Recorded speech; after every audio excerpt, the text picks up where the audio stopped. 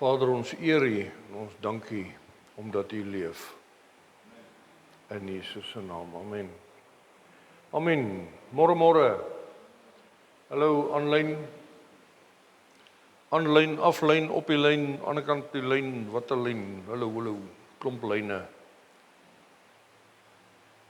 Ons gaan die kinders, die spruite kans gee om uit te beweeg, lekker speel, lekker leer, saam met Tannie Kodien. Tannie Kodien. Have fun julle. Ons sien julle nou.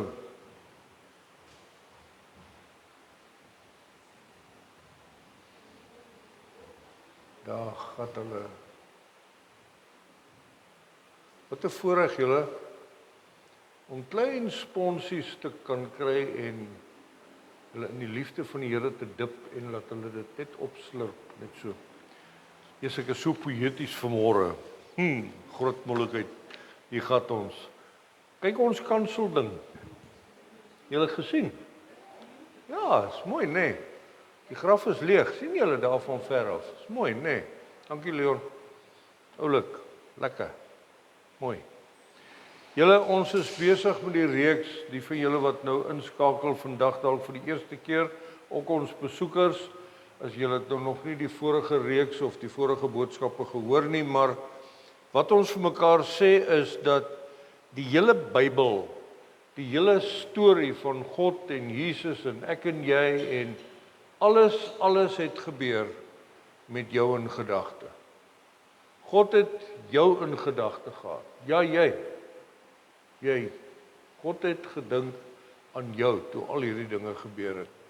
Ons is in die lydingstyd, ons is op pad kruis toe, die dinge gebeur en vanmôre praat ons oor die elemente van hierdie tyd en van die kruisiging en net die simboliek van alles wat met Jesus gebeur het en hoe dit vandag vir jou en vir my van toepassing is. Baie interessant, ons het nou die dag weer 'n gesprek gehad oor hoe lees jy die Bybel? Die Bybel is tematies of kronologies of hoe ook al jy die Bybel lees, maar ek hou daarvan om hierdie tipe van simboliek, wat wil die Here vir jou sê? Want onthou nou, dit is geskryf oor 1600 jaar deur 40 plus mense, 3 tale, 3 vaste lande, seisoene, tale, deur mekaar kulture, een ou is in die tronk, een ou is in die woestyn, en dan as hulle praat van wat beteken dit in die Bybel, in die konteks? En die eerste element wat ons vanmôre oor praat, is die sweep. Die sweep waarmee Jesus geslaan is. Onthou julle, hulle praat van die gesel, is 'n spesifieke soort sweep, wat hulle gemaak en gevleg het, met stukkies been en stukkies yster ingevleg, en as hy vir jou trap, daar waar hy jou raakslaan, dan is dit nie lekker nie. Maar wat wou God vir ons sê? Hoekom is daar dan nou hoegenaamd 'n sweep? Die eerste sweep wat ons oor praat, is Jesus wat die sweep gebruik in die tempel waar hy die Vader se gesag bewys. Dis 'n instrument van gesag. Dis nie veronderstel om 'n instrument van verwoesting te wees nie. Dis veronderstel om, as jy op 'n donkiekar of 'n ossewa ry, en dis mos nou hot voor en haar agter en wie daai, hulle het mos sulke name gehad, ou Bleskop en ou Stompstert en al hierdie osse. En dan klap oupa hom net so, hier is my oupa kon 'n sweep klap. Dis nou baie gross, dis daar 'n ouderdomsbeperking. Maar hy kon 'n hoender se kop afslaan met 'n sweep. Ons sit so en wappa. Daar's hy in die pot, klaar. Maar 'n sweep is 'n ding van orde bring. Dis nie veronderstel om 'n instrument van verwoesting te wees nie. Ons lees in Johannes 2 vanaf vers 13. Die Paasfees van die Jode was naby, dis soos nou, ons is op pad. Jesus het daarvoor na Jerusalem toe gegaan. Op die tempelplein het hy die verkopers van beeste, skape en duwe gekry en die geldwisselaars wat daar sit Toe het hy uit touwtjies, die ou vertaling sê, hy het 'n sweep gevleg. Die touwtjies 'n sweep gemaak en almal uit die tempel uitgejaag, ook die skape en die beeste. Die geld van die geldwisselaars op die grond uitgegooi en hulle tafels omgekeer vir die mense wat die duiwe verkoop het, hy gesê, vat hierdie goed hier weg. Moenie die huis van my Vader 'n besigheidplek maak nie. In daai tyd, God die Vader is beskikbaar net in die tempel. Die tempel is 'n heilige plek. Daar is, as jy in die kerk, in die Bybel gaan lees, daar's 'n plan vir die tempel. Die allerheiligste daar agter waar God is, met die voorhangsel en dan die waskomme en die offerbandes en dis amazing die detail in die tempel. Maar nou is hulle in die voorportaal en daar hou hulle nou vandag se terme bazaar. Jippie, jy en hulle gaan en hulle wat.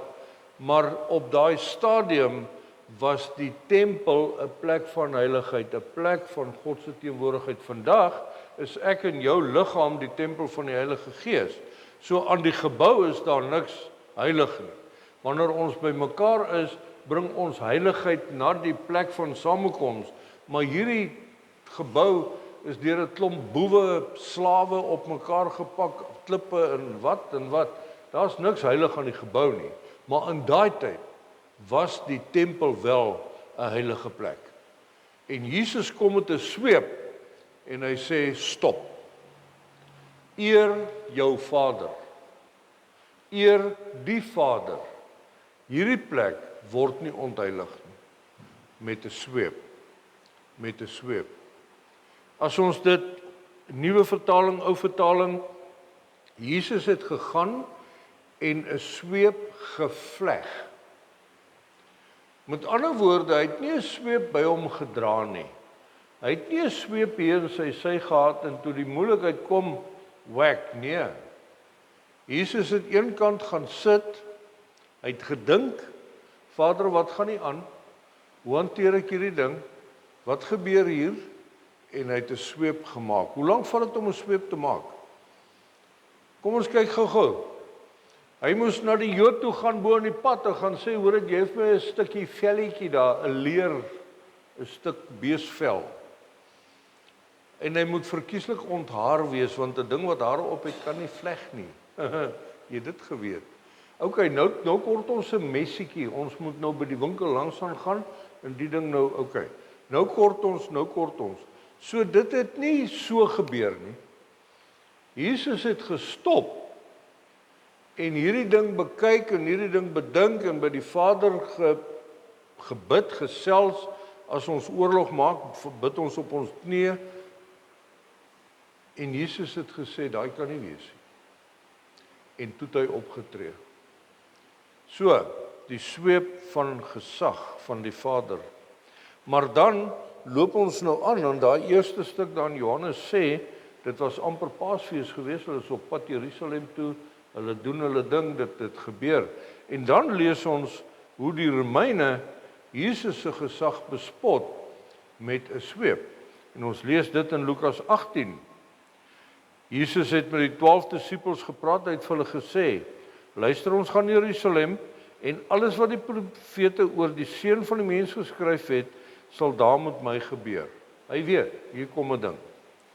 Die Joodse leiers sal my vir die heidene gee en die heidene sal my spot en sleg van my praat en op my spoeg en my met 'n sweep slaan en my doodmaak, maar op die 3de dag sal ek weer lewe. Jy sien, Jesus kom in en onthou nou, al wat 'n keiser en 'n koning en 'n wat is, weet van Jesus. En hulle is bang vir hom. Hoekom? Vanaf sy geboorte af het die koning gesê, maak dood die seentjies. Hoekom? Want hy bedreig hulle koninkryk. Hy bedreig dit wat staan. Hy bedreig dit wat vir die mense bekend is. En dan kom die Romeine en hulle sê, kom ons sort net hierdie ou uit. Kom ons stop net hierdie aanslag op ons koninkryk. Kom ons maak dit reg. Johannes 19 Die keiser self bespot Jesus se koninkryk. Pilatus sê toe vir sy soldate om Jesus met die sweep met stukkies yster in oor sy rug te slaan. En die soldate het nie op hulle laat wag nie. Pilatus weet, soos wat die vorige koning en die koning ten tye van Jesus se geboorte en elke koning voor hom het geweet, ons moet hierdie man stop. Hierdie koning van die Jode wat almal oor profeteer, wat almal oor praat, ons moet hom stop. Maar dan is dit interessant, julle, met hierdie sweep met klippies en stokkies en ystertjies ingevleg, slaan hulle Jesus se rug stukkend. Dis amazing, nee. Dis amazing dat in die kruisiging verhaal, in die flieks wat ons sien, as jy gegeesel word, slaan hulle jou rug stukkend. Hoekom?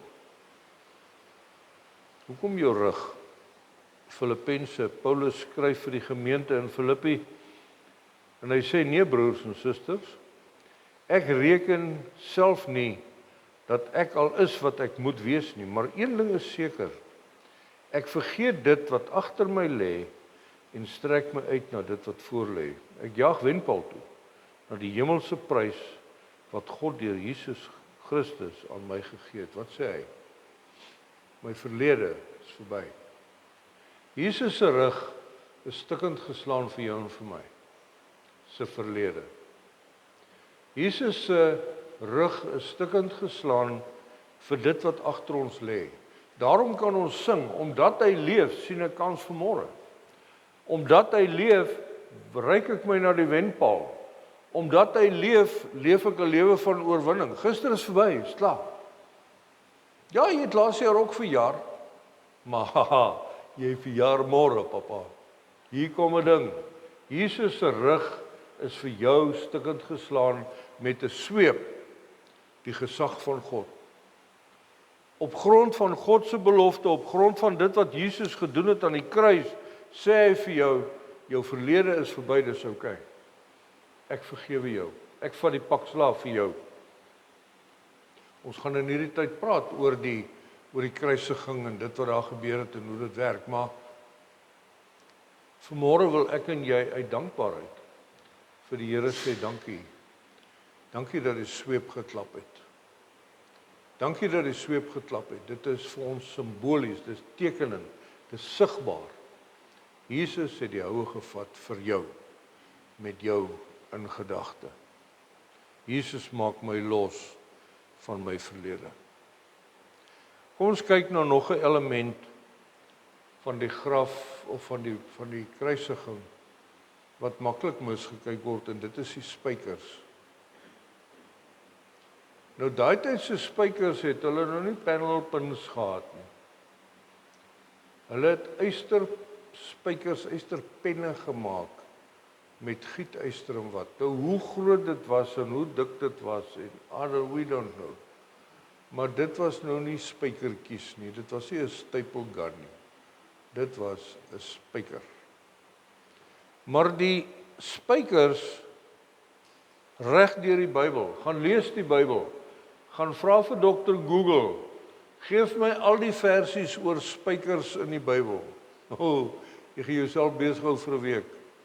Dis amazing. Spykers staan in diens van God se koninkryk. Eerstens is diensbaarheid. In vandag se lewe, jy wil 'n prentjie ophang, wat maak jy? Slaan 'n spyker in, toing. Ag, ons boor nou 'n gaatjie in nuwe tegnologie en wat dis 'n spyker man. Pom, daar gaan hy. En daar sit hy. Hy praat nie terug nie.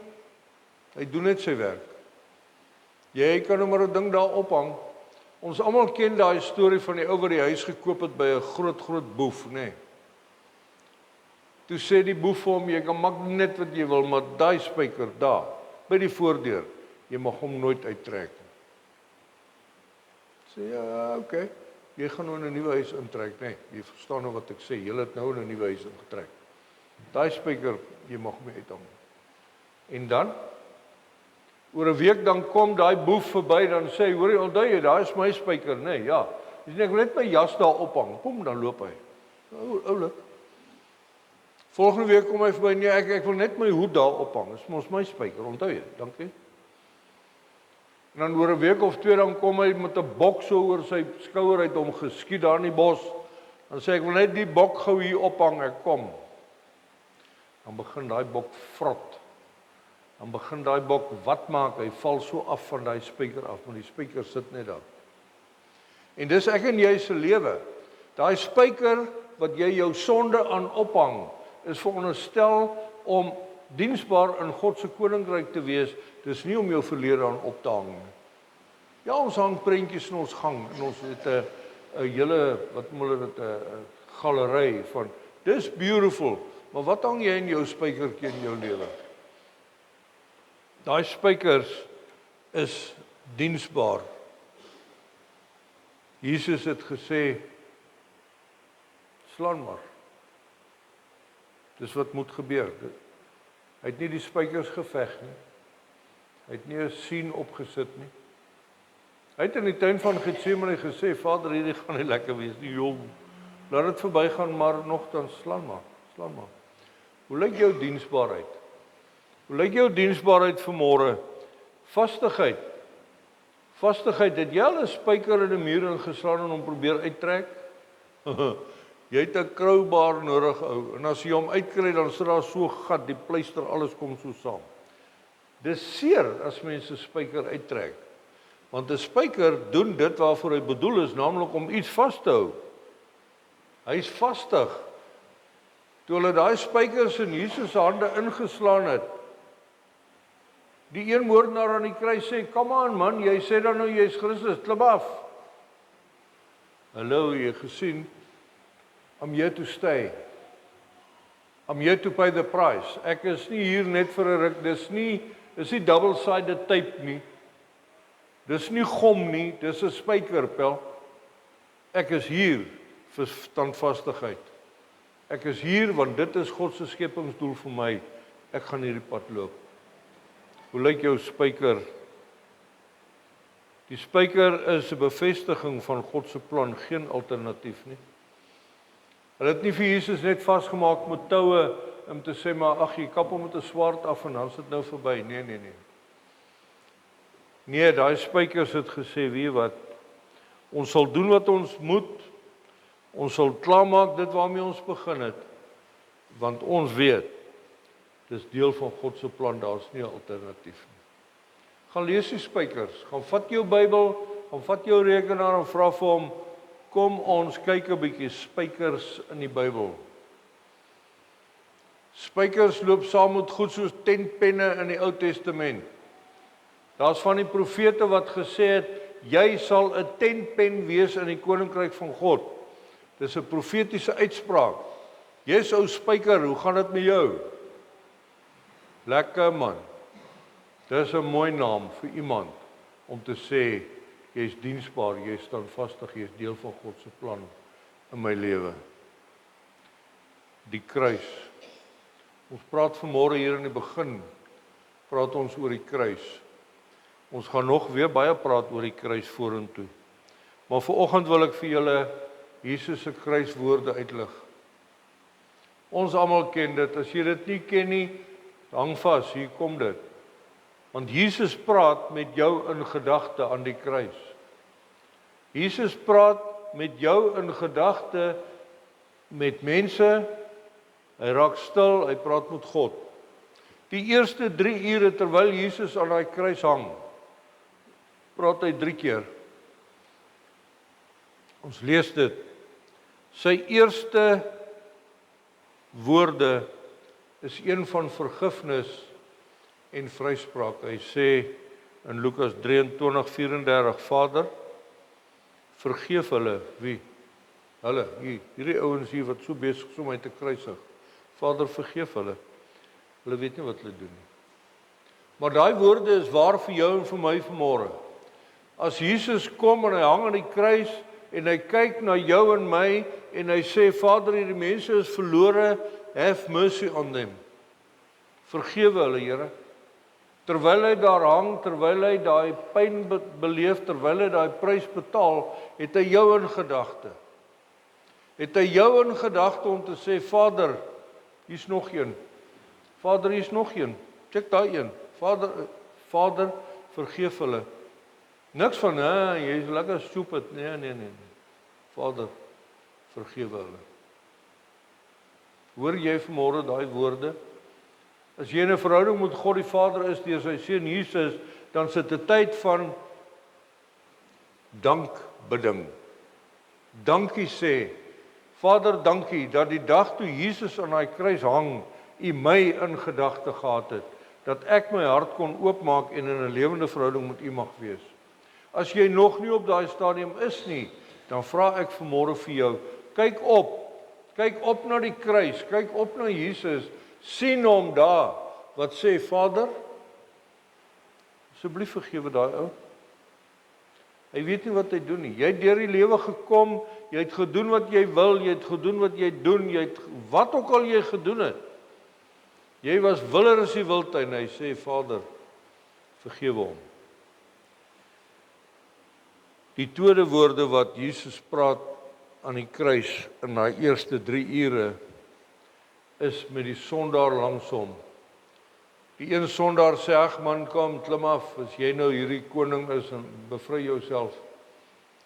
Die ander ou sê, dink aan my vandag, en dan sê Jesus vir hom, Lukas 23 vers 43, Amen, ek sê vir jou, jy sal vandag nog saam met my in die paradys wees. Ek het 'n ruk terug vir julle die storie vertel. Dit is vir my so aangrypend. Ek vertel dit weer as jy dit nog nie gehoor het nie. Ons is by die poorte van die hemel, hier staan ons en dis oulik en dis mooi en hier's 'n ou met 'n groot baard. Sy naam is Petrus. En Petrus is die gatekeeper, hy is die bouncer. Petrus is die ou wat sê, kan jy of kan jy nie, hoe het ek dit met jou? Dis die prentjie wat ons het. En dan kom hierdie ou daar aan, hy stikkend, hy lyk soos wat? Dan sê Petrus, wie's jy? Hy sê, nee, ek wil daar in. Sê, maar wat laat jou dink jy kan daar ingaan? Kyk hoe lyk jy, waar kom jy, wat? En hierdie ou se woorde wat sê, wie wat? Ek weet nie wat dit beteken, ek weet nie hoe dit werk nie. Maar wat ek weet, ek was net nou nog daar onder aan 'n kruis. En die man in die middel het gesê, dis okay, ek kan nie in. Beleef jy daai eenvoud? Beleef jy julle?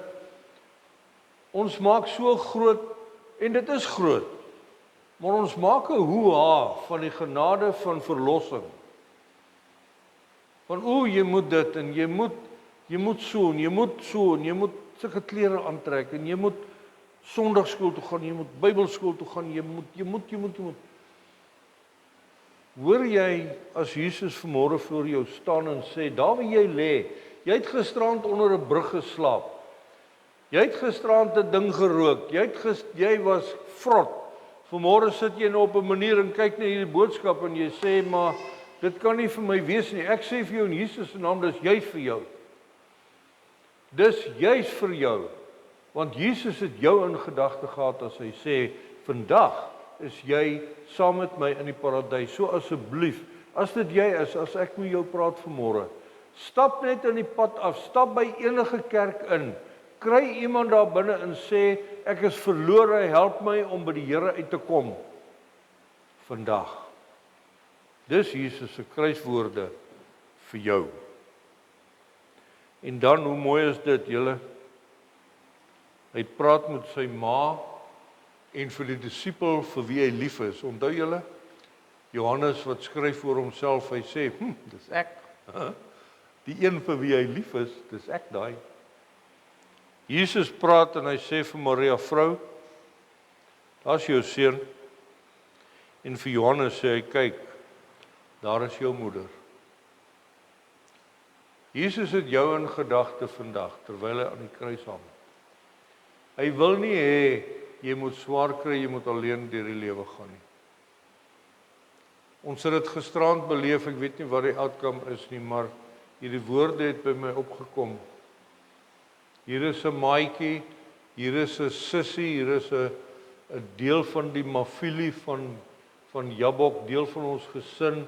Sy het 'n mediese uitdaging, hier is 'n probleem en 'n maatjie gaan op Facebook en sê, waar is die dokter en hoe werk dit en wat maak 'n mens en hoe nou en sy gee nie op nie, sy is so 'n bietjie bulldoggerig, sy los nie daai ding nie want dis 'n moeilikheid. Dis met jou in gedagte wat Jesus daai woorde gesê het. Jy, sussie, wat die Here vir jou sê, daar's jou ma, daar's jou kind. Kyk na mekaar. Het jy iemand om na jou te kyk? Het jy iemand na wie jy kyk?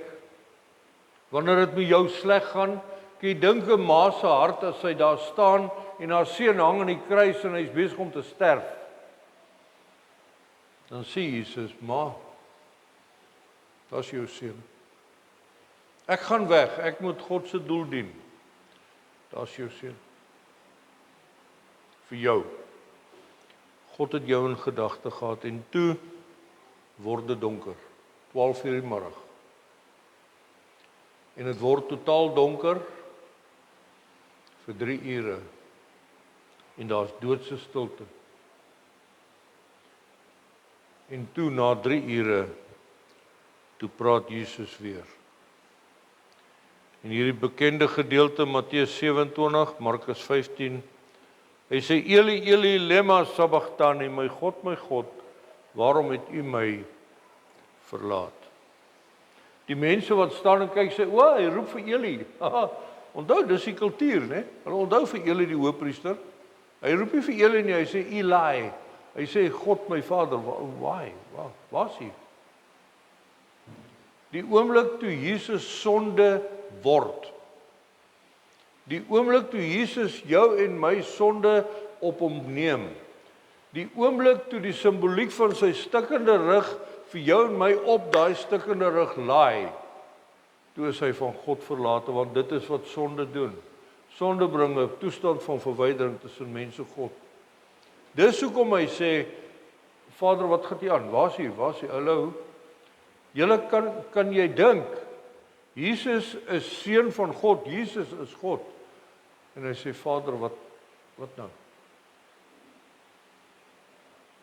Hoekom? Met jou in gedagte. Met jou in gedagte, sodat Jesus vandag voor jou deurkom staan van jou hart en hy sê vir jou, wie wat? David, dit wat jy nou voel, daai leegheid, daai alleenheid, daai verlatenheid, daai verwildering, daai van, maar wow, wat nou, hoe nou, wat? Jesus sê, ek was daar vir jou. Dis hoekom dit aangeteken is in die woord, sodat ek en jy dit vandag kan lees en kan verstaan, dat Jesus het sonde geword vir jou, vir my, vir almal van ons. Wat gebeur as jy van God verwyder raak? Jesus se woorde, Johannes 19, ek is dors. Amazing. Hoeveel keer sê Jesus vir iemand langs die pad, die vrou by die put, dat hy sê, die water wat ek jou gee, jy sal nooit weer dors word. Maar die oomblik toe God hom onttrek, ek wil sê die oomblik toe God sy kop wegdraai, hy kan nie dit aanskou nie. Toe beleef Jesus dit, hy sê, ek is dors. Hoekom? Sodat ek en jy vandag kan uitroep na God en sê, Here, ek is dors na U teenwoordigheid, ek is dors na U Heilige Gees, ek is dors na ewige lewe, ek is dors na vrede, ek is dors. Jesus sê, ek weet, ek was daar vir jou. Amazing. Daar waar Jesus besef hy sterf, waar Jesus besef dis verby. Toe kom hy in Johannes 19 vers 30 sê hy, tetelestai, dis volbring, dis gedoen. Dis gedoen vir jou. Het die spykers om daar vasgehou? Nee. God se wil het om daar vasgehou op daai kruis. Die spykers het hulle rol gespeel. Maar dit was God se wil dat hy op daai kruis sal bly totdat hy sterf vir jou en vir my. Dit is volbring. Ek dink nie ek en jy kan 'n wêreldse vergelyking tref oor dit wat daar gebeur het nie. Ons probeer dit vir mekaar verduidelik en ons sê, as jy 'n kar gaan koop, nê, en jy teken al daai kontrakte by die bank en nie, en dan klim jy in jou kar en dan ry jy, maar dis die hele tyd nog die bank se kar. Nie jou kar nie, jy betaal elke maand. En dan iewers op 'n stadium kom iemand verby en sê, hoor jy weet wat? Daai karretjie, nê, hier's die papiere.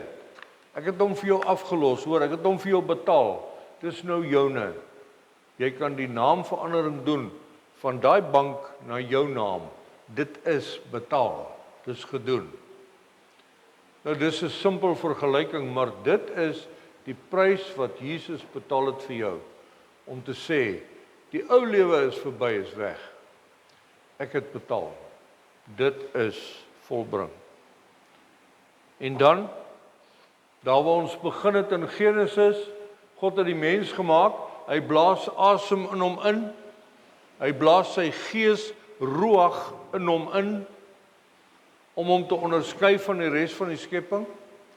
Dan kom Jesus by die kruisiging en as dit klaar is, dan sê hy in Lukas 23, Vader, in u hande gee ek my gees oor, ek gee my gees vir jou terug.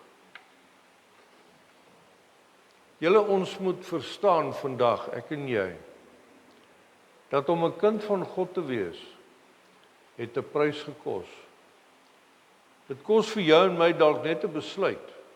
Dit kos vir jou en my dalk net 'n ja. En dankie Here, dis al wat ons hoef te doen. Want die prys is betaal. Jesus sê, met jou in gedagte, dis gedoen. Dis gedoen. Ons gaan jou groet daar waar jy is. Ons gaan luister na die lied wat sê daar was 'n houtkruis of die houtkruis. Wil jy nie dankbidding doen daar waar jy is? Ek onthou nou, dit was Stefan Joubert wat daai woord gekoin het in my kop. Dankie Stefan. Dankbidding. Terwyl ons daai lied luister hier binne, wil jy nie net jou oë toemaak en sê dankie Here vir daai houtkruis. Vrede vir jou. Ons gesels weer. Kom ons hierdie kant luister saam. Baie dankie.